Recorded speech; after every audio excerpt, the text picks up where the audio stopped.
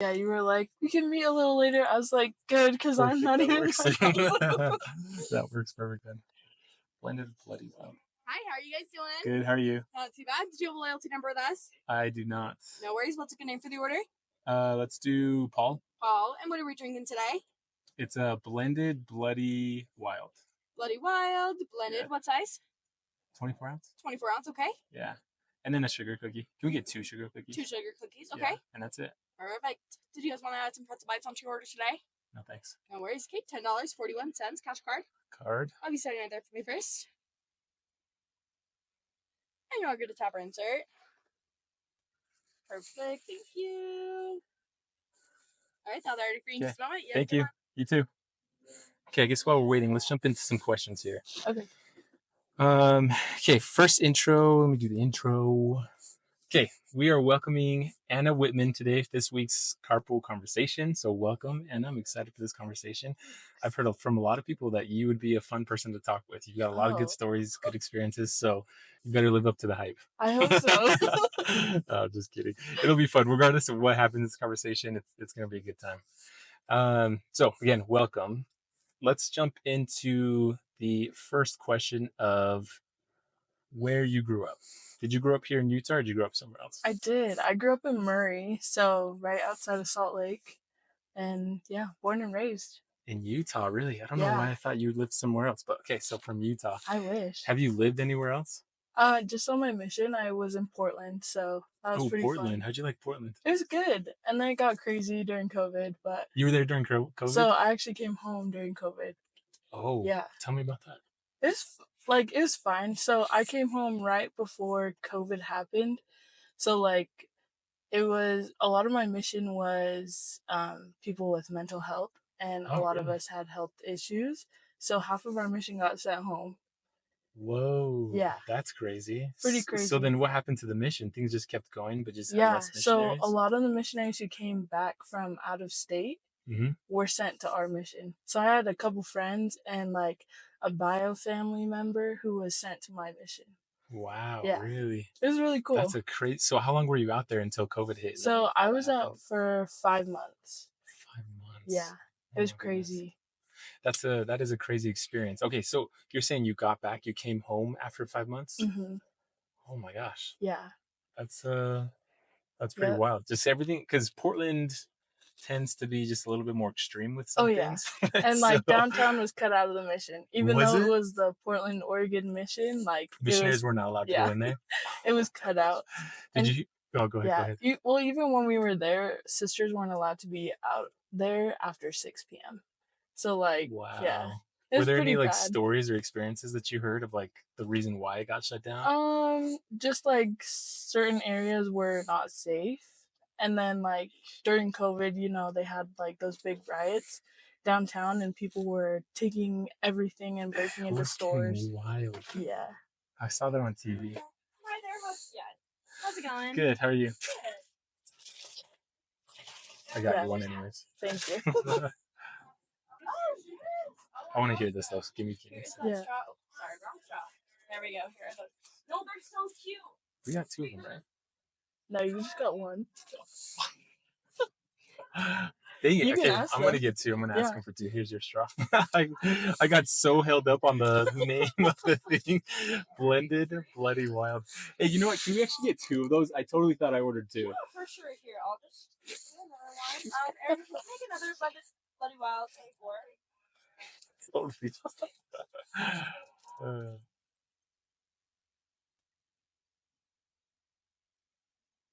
24 as well? Yes, ma'am. Thank you. And we'll be right back with that. Okay, thank you. Thanks. Oh my gosh, totally just fumbled that. You're good. Seriously, I got held up with that. The name? Blended Bloody Wild. That's a good experience. Okay, so 6 o'clock missionaries couldn't be there. Just sister missionaries? They're all missionaries. Sister missionaries. Oh my gosh. So the APs and anyone who was elder was able to be there around 7:30, 8. But then after that, we couldn't be there. And the riots. Again, I said this right before I started talking to her, but I saw those riots and just a bunch of crazy things on TV, and Yeah. you were actually there when that was happening. Yeah. Oh my gosh. So it was pretty crazy though. Once they started doing that stuff, a lot of the ward members that we were with were like, yeah, Thank you. we work down there. You too. A lot of the ward members, what? Sorry. They worked downtown in Portland, Ooh. and a lot of them. So I was in the Polynesian ward, so the Tongan ward out there. Uh-huh. But they all worked as like security guards for Nike, and they said Cool. like when the riots started happening, people were just breaking in, and they're not allowed to stop them. Like all they're there for is to like prevent it from happening. How do you prevent it from happening? How does that By standing there. They're supposed to look scary, I guess. Just some big dudes, just Yeah. like, don't come in here, but if you They do, were I'm not going big, to stop though. you. Yeah.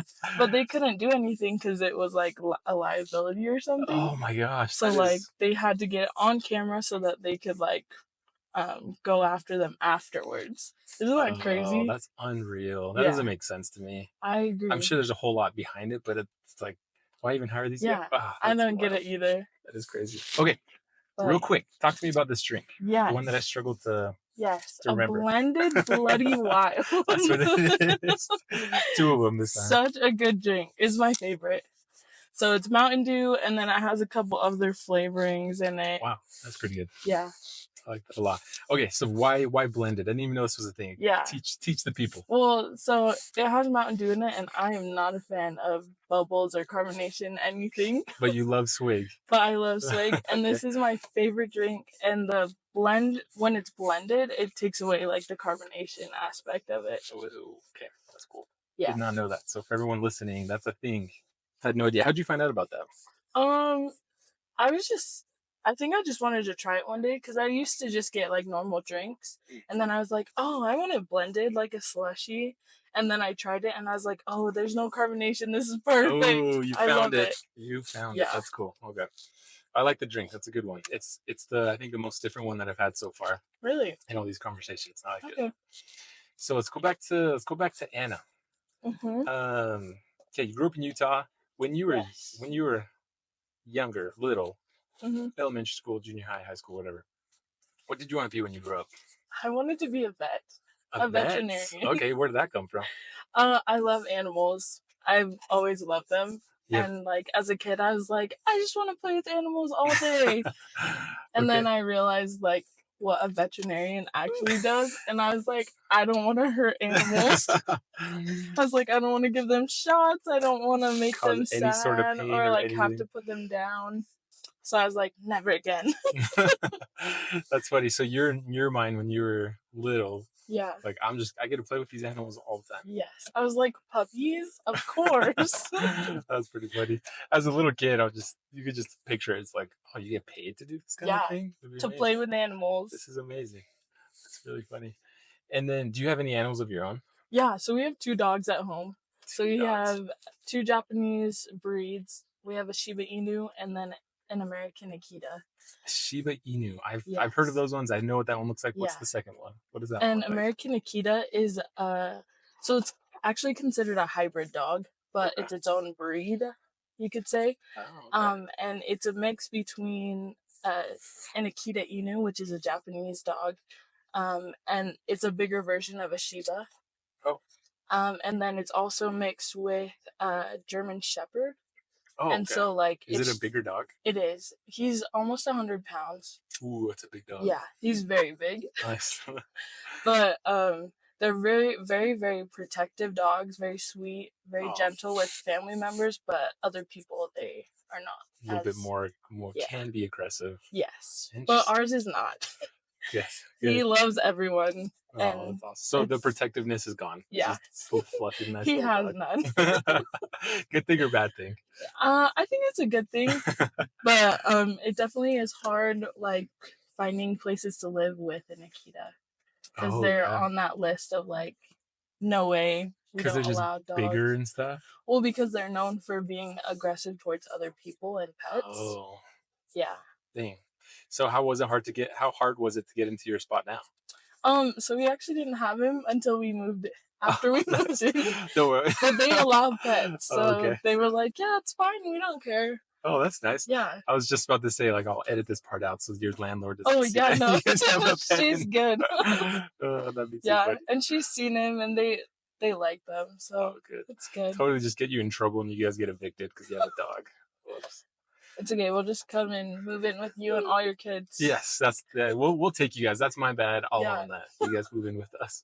And your spouse, your husband, he likes animals. Oh yeah, He's a So dog he's lover. the one who chose the breeds. Oh, he was. Yeah. Okay. If it was up to me, I wouldn't care as much. Just whatever. Just Yeah. you're happy with whatever dog. Yes. Okay, But that's he cool. thinks that dogs with pointy ears and like almost look like a husky or a wolf are superior to other animals. Maybe. So I was like, that's fine. I love how any animal looks. Did he? So I'm the type of person who does like a ton of research before buying anything kind of like bigger. Oh, he's not. No. He's not. He's just I like did I like. You did the Yeah. research.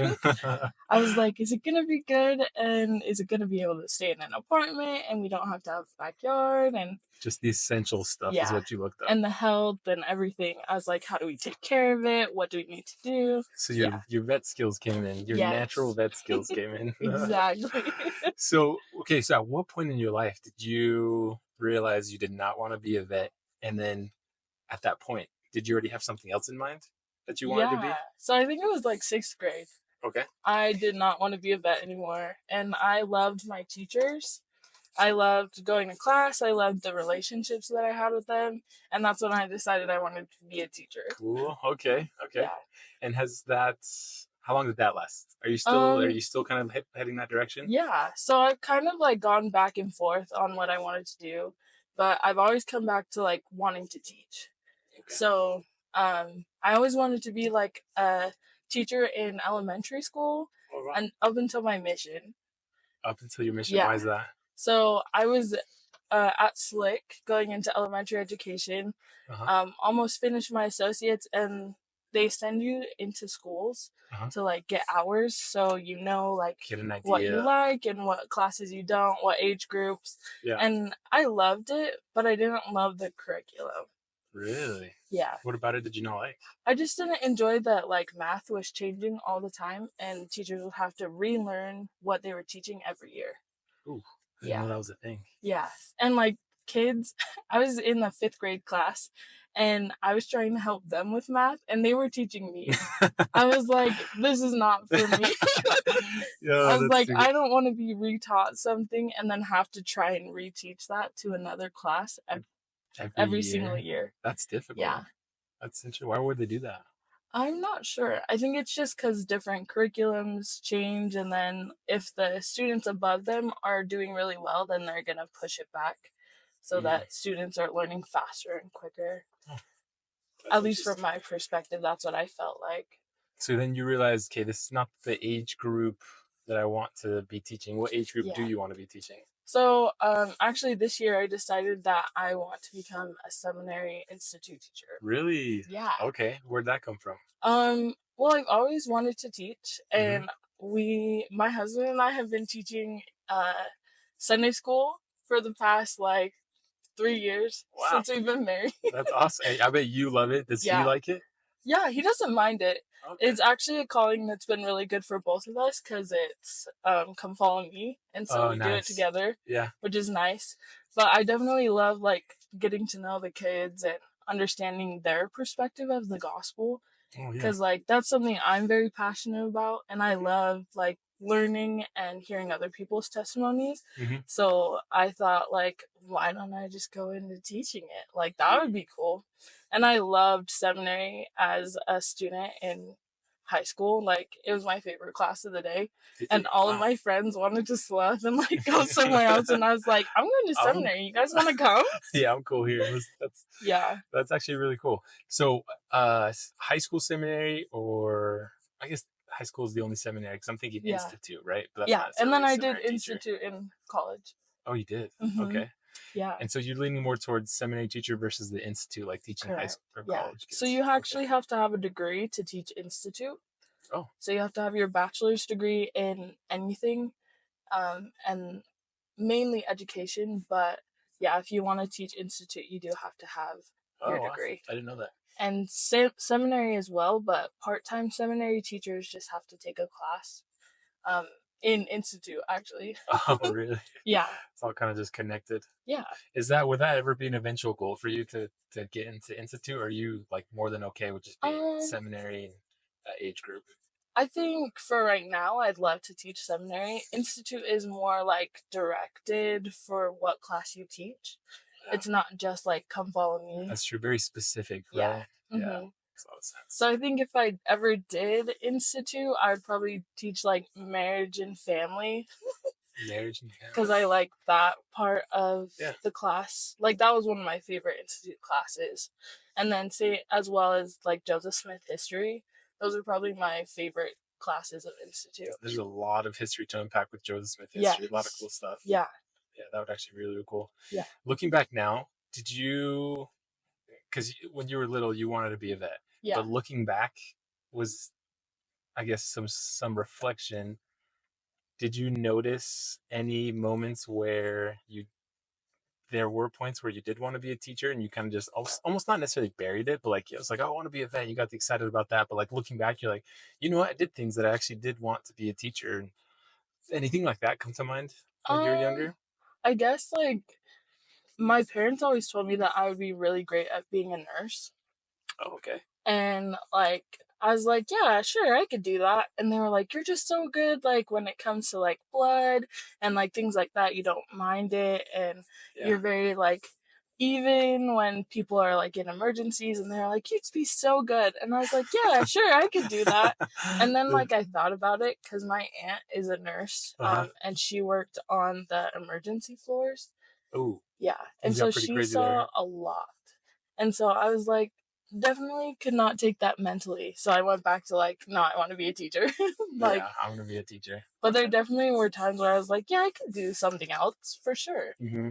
And I guess that's kind of where I am right now. Like, I have a job, but I don't want it my whole life. Yeah, it's kind of just a temporary thing. I'll let this guy go.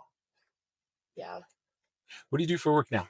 So I work at a place called Cairn Advisors, and they are an insurance broker. Okay. So I help them with their health insurance side.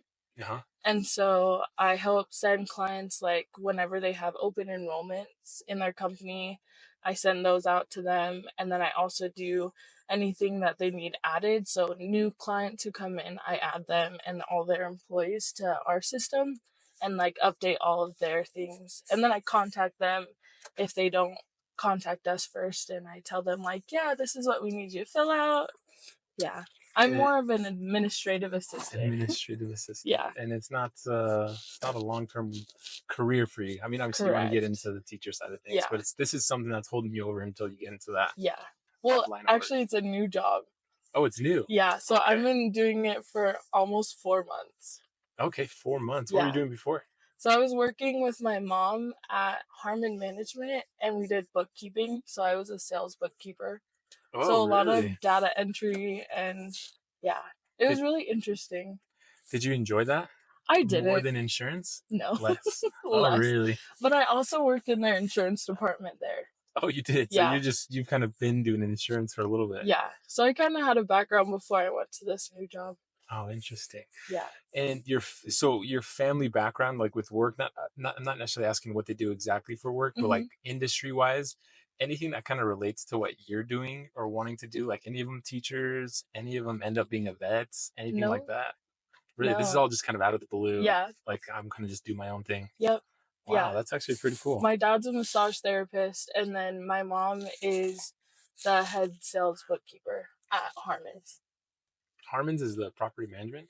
So or what is it? Yeah, so Harmon's Management is actually the where I worked was the accounting firm for all the KFCs in Utah, Colorado, Iowa, just multiple locations around this country. Yeah. Wow. Okay. So they're kind of a big deal. I guess. Yeah. They've been around for a long time.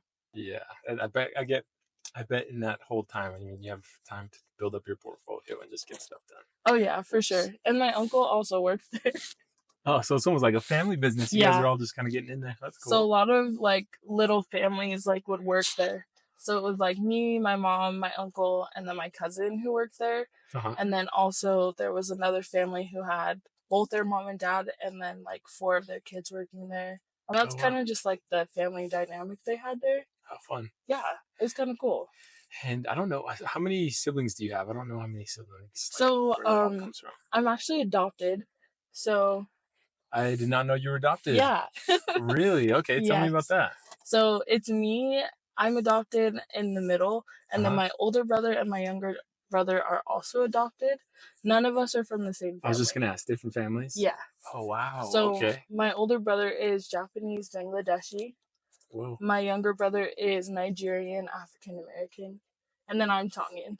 That is so cool. Yeah. Super diverse. I had no idea. Yeah, and then both my parents are white. Both my parents are white. Yeah. Good for them. How cool is that? Yeah, it's pretty awesome. Man, okay, I've got a bunch of questions for you now. Yeah. Go ahead. All right, so how was it growing up? Well, before then, you can answer whatever you like, how deep you want to get into it.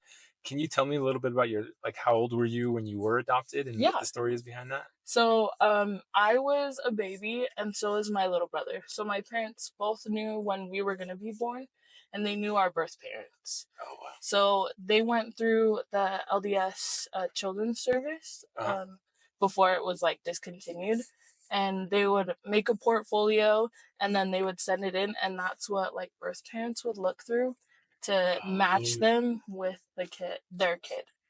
And so my parents were chose for me and my little brother from there before we were even born. So everything was planned out. Yeah. Wow.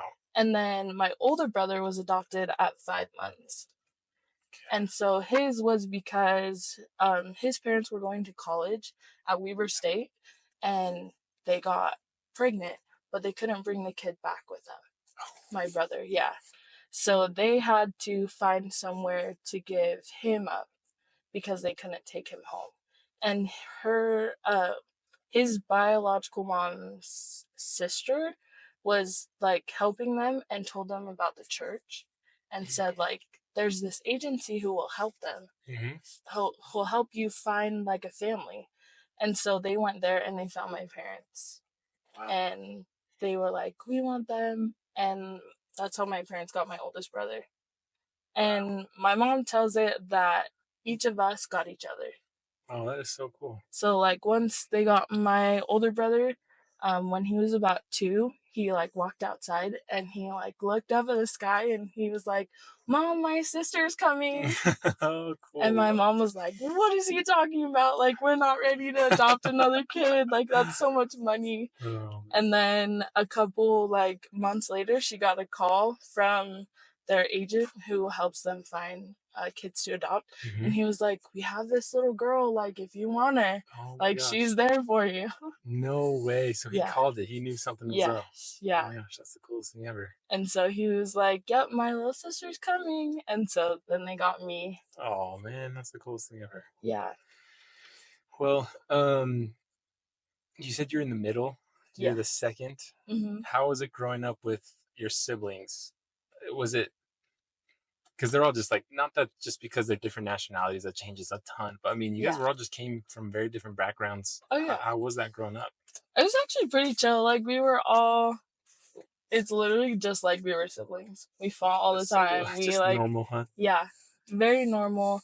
I don't think anything was really different until like high school, when kids started pointing out like, "Oh, you're different." Like, well, how's that your brother? Or parents wouldn't know that me and my siblings were related because they were like, "Well, you don't look like each other." Yeah. And kids would be like, "Those are your parents? Like, your parents are white." And I'm like, "What?" Yeah. I was like, I don't really know the difference, I guess. Like, wow. So it wasn't until high school that you realized that that wasn't the norm. Yeah. Wow. Was there a lot of like bullying because of that, or not really? It was just more I did just get like, oh, you guys look really different. bullied in high school, actually. Really? But mainly from Polynesian kids. Why? Why is that? I think it's because they didn't know where I fit. Because, like, family is everything in the Polynesian community. Like, you know your cousins, you know your second cousin, your third, you know everyone. But they didn't know me. They didn't know where I fit, where I belonged. And so... Like in the family tree, you're saying? Like, who are you related to? How do you connect? And so it was like, well, if she doesn't belong anywhere, then she doesn't belong with us. And so there was a lot of, like, identity crisis, like even over like the amount that kids go through in high school where they're still trying to find themselves. It was like twice as much because You I had an was extra fine. layer. Yeah. Just, oh my Yeah, I was trying to figure out, well, where do I actually fit? Like, I'm already struggling finding friends who like want to hang out with me and like have the same values, but now I have to figure out like where I fit with the Polynesian community. God. Man, that is difficult. So then Yeah, how did, tell me more about that. How did you finally get to a point where, or maybe yeah, you didn't, you just tell me, like, did you get to a point where you did find yourself and I realize this is did. where I fit in? Yeah, so actually, it came up with me and my mom in a conversation, and we decided to find my birth mom. How old were you when this was happening?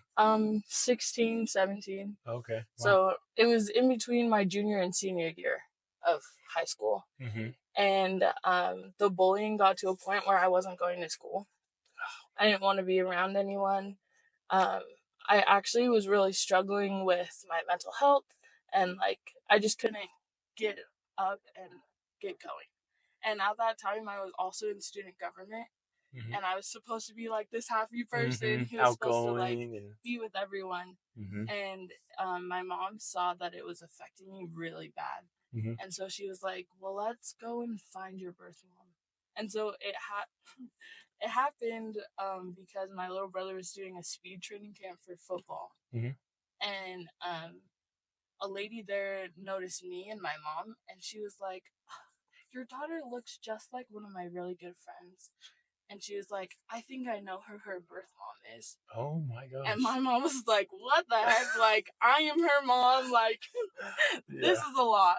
Oh man, that is. Well, how did you feel about this during So, this time? uh, I was a little like nervous. I was like, I don't want to know this person yet. Like, I'm pretty You weren't ready content for with it.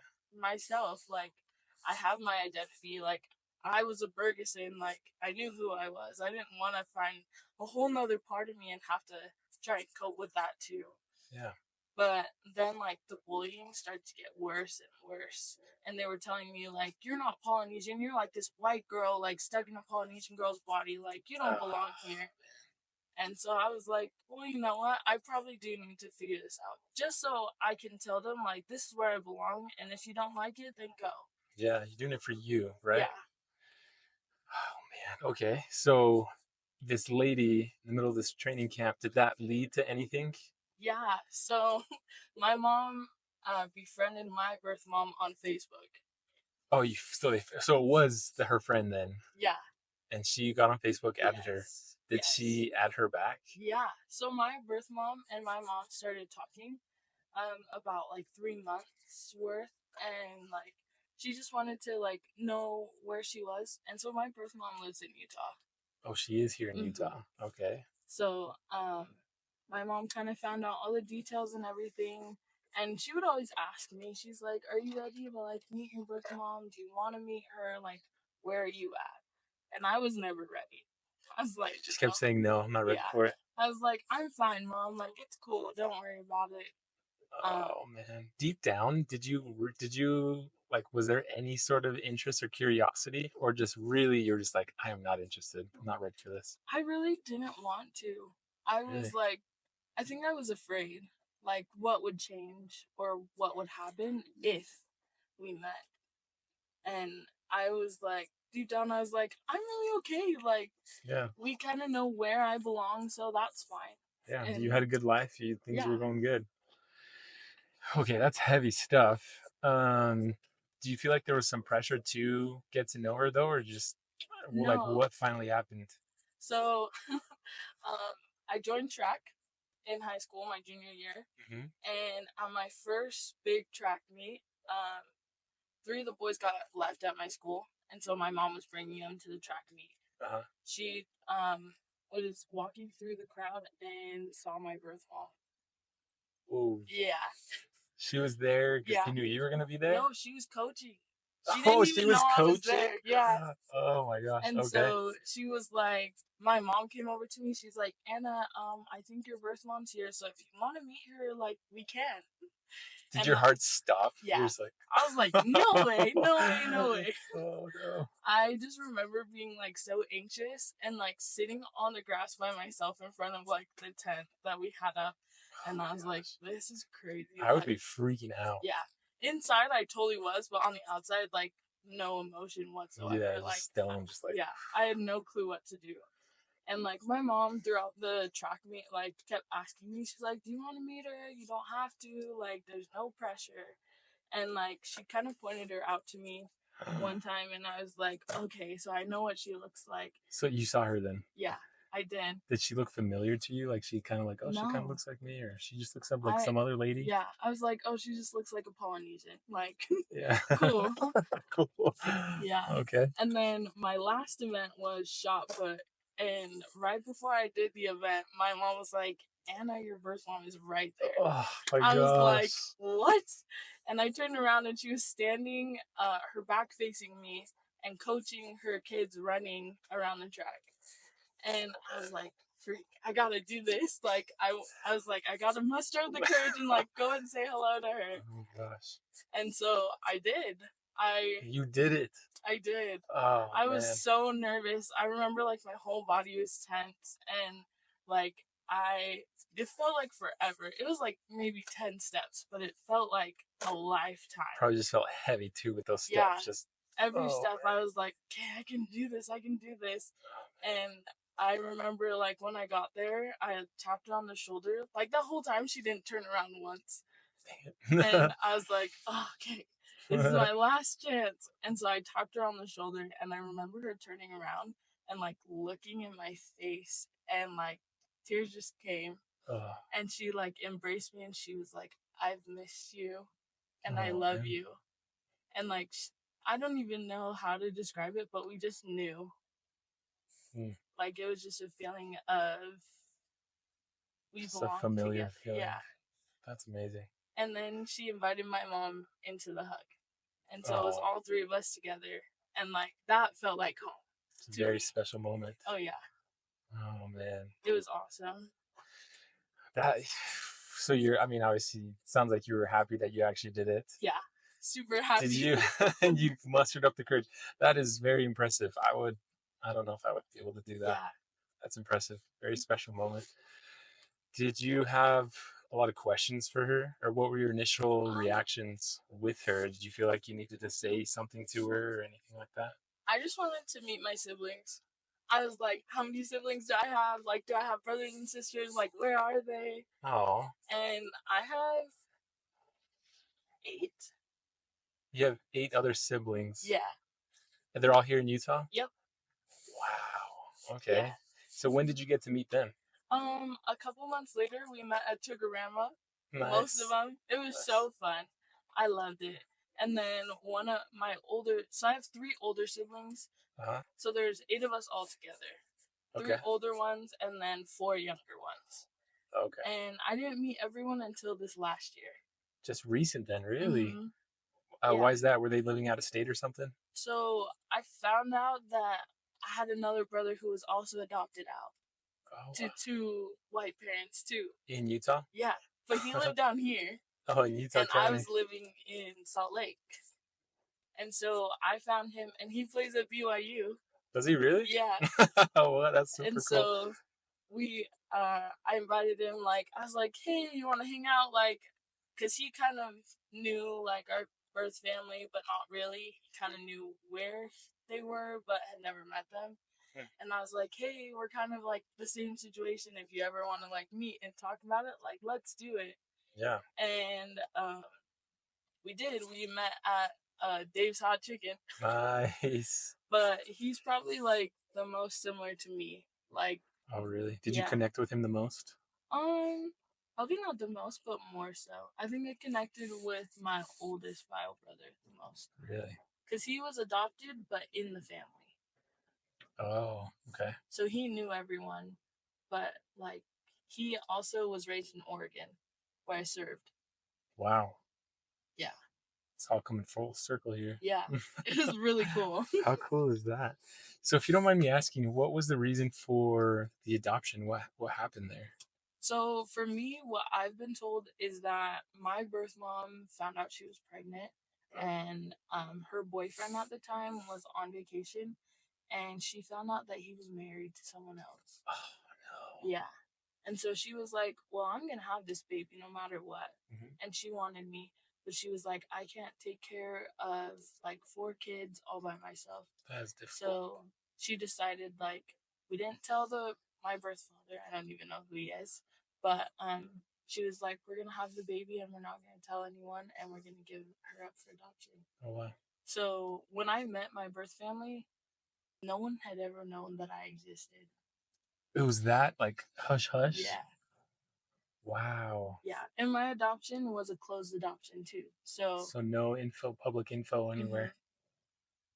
mhm, That is crazy. yeah, So then all of a sudden Anna comes into the picture and people are like, yeah. Who is "Who's this girl?" this? Who is this?" Yeah, but then they like could see it in my face. They were like, "You look just like your birth mom," and I was like, "No, I don't. I don't look You didn't anything think so? like her." Yeah, and then I saw pictures of her as like my age. Uh-huh. We look just alike. Really? It's crazy. How cool is that? Yeah, That's so crazy. Did you have any sort of like, because you went through this whole experience in high school, you were getting bullied, you just had this identity crisis. yeah. Did you have any sort of resentment or any like feelings where you're just like, why is this happening? Like, why did this happen? Like, did you Mm, ever have any experience like that? I don't think so. I actually think my resentment was towards Polynesians.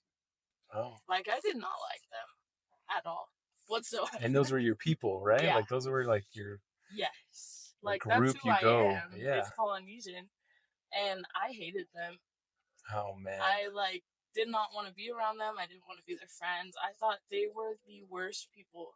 Everyone would tell you like they're the friendliest people, like they're so loving, and I was like, that is not my experience. Like Yeah. I do not like these people whatsoever. And like I think after high school that definitely changed for me. I was just gonna ask that. What point did that change for you? Yeah. And what changed exactly? So you found out more about your roots, your history, and you're kind of able to bring that to the table. Yeah. I actually think it was because my mom put me in a Tongan ward. Oh, really? She was like, "You need to love who you are," and she was like, "If it takes going to church with these people and learning like why they love something that you love, you need to do it." And so, all throughout high school, and then after I graduated, I was going to 2 churches every day or every Every Sunday. Sunday. Yeah. So I would go to my home ward, and then I would go to the Tongan ward. And then I like fell in love with the Tongan people, which are my people. Mm-hmm. And like I saw how God fearing they were, and like their music, their singing, everything that I loved, they loved, but it was with God. You were able to make that connection Yeah. finally. And that's when I started to love myself as a Polynesian girl and my other Polynesian friends and family. Wow, that's a really good. That's a like a hard lesson to learn because I'm sure during the time that you actually started going to church, you're just like, what am I doing here? I don't like Yeah. this. I didn't like being the only person there either. Like it was me and my mom, and I feel like I'm more white than Polynesian a lot, and so I felt like the odd one out. Even though I look like everyone, I didn't Yeah. feel it. Wow. Do you still feel like that? Do you feel like not that there's anything Um, wrong with it, right? It's like being more white, whatever. Like, yeah, what does that really mean? But did you feel? Do you still feel like that, or do you feel a little bit not more as connected much. to the Yeah, culture? I feel like I found my happy medium between the culture. One of the things that I love that was pointed out to me was that I get to choose. I get to choose the parts that I love about the culture and the parts that I don't. And the same thing with like my parents being white, I get to choose what I love about that culture and what I don't. And I can take into my life both of those things that I love and create my own culture for my future family. It's amazing. Yeah. That's a really good way to put that. You get to choose because it's not like you were forced to be like, hey, you're Tongan, you got to be Tongan now. Yeah. It's like, no, I get the best of both worlds now. Exactly. Because there are a lot of good and bad things to take, but I get to choose. That's pretty lucky. That's pretty Yeah. amazing. What a crazy story to what a crazy lesson to learn. Yeah. Like go through that whole Really young. experience. Yeah, exactly. Oh my gosh.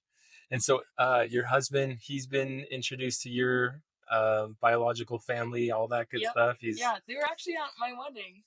Oh, were they really? Yeah, Oh, and how they cool is that? brought like quilts and blankets. It's a Tongan tradition to like bring things, Yeah, and so they got to do that for me at my wedding. that's And I also that's did like special. dancing that was Polynesian, not only Tongan but also Samoan because my husband's half. That's right. He Yeah. is small.